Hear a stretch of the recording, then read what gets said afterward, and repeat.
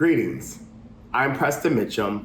I use he, him pronouns, and I am the Chief Executive Officer of PDM Consulting, LLC, a multi-purpose consulting firm headquartered in Washington, D.C., focused on the power of Black people, of LGBTQ plus people, and of young people. If you're watching this video, surely you know all about the importance of teaching curriculum about LGBTQ plus people, Black people, and Latino people. Hopefully we'll expand this message to everyone, especially our naysayers. But it is so incredibly important that we obviously learn about the history and lessons of teaching those three communities. I think back to my childhood growing up in Ohio in the Midwest, and even when I went to law school in the South in North Carolina, something remained abundantly clear, unfortunately.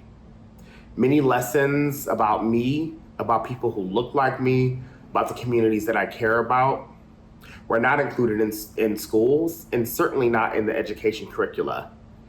Even when I went to law school and graduated from law school, so many of our lessons of our heroes and sheroes and ancestors and transcestors were never thought about. Unfortunately, for many of us, especially those of us who are school-aged, far too often it means that we don't think we're cared about, or frankly, a lot of times it means that we don't think we exist. I've always stated that I want to be a young person's possibility model so that one day they can actually see people like themselves in me.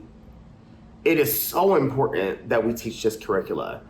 It's important that Black people know that we exist far beyond the transatlantic slave trade.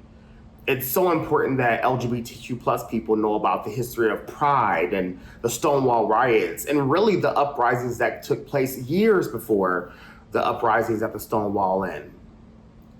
When we see that we exist, we know that our history is great, we know that our legacy is important, and we know that we are destined for greatness in the future.